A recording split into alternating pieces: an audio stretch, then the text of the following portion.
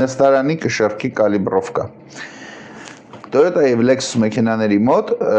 ուղևորի նստարանը ունի կշեռք, որը գնահատում է նստած մարդու քաշից ենթադրում է, թե մանկական քարսիթա դրած երեխայով, թե հասուն մարդ է, այդ հաշվարկով որոշում է փուչիկ բացել, թե չբացել։ Այսինքն կոչվում է occupant classification system,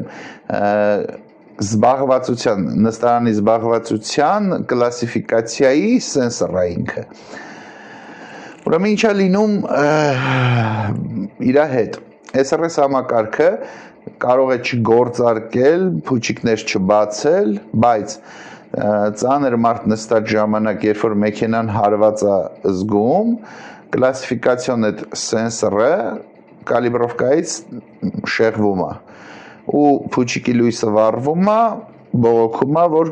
անհրաժեշտ է զրոյական կալիբրովկա կատարել։ Ինձ միշտ զարմացնում է, որ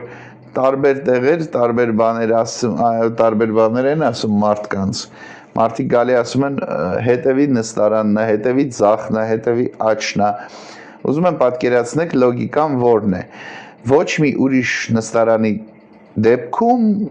կշեռք չի լինում։ Կշեռք լինում է, որը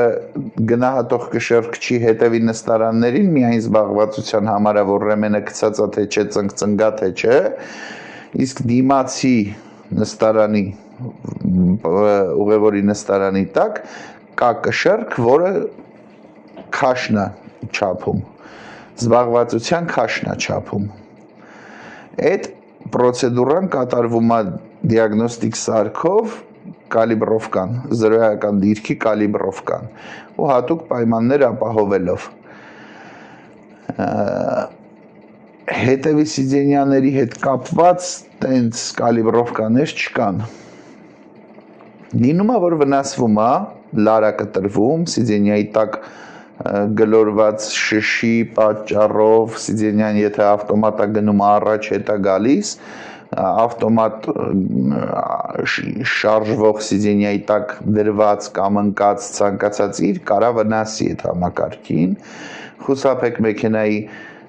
ուղևորի սիդենյայի տակ, նույնն էլ վարորդի սիդենյայի տակ ինչ-որ բաներ պահելուց, որովհետև լարերը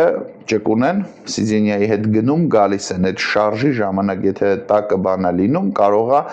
պոկել լարը ուղղակի։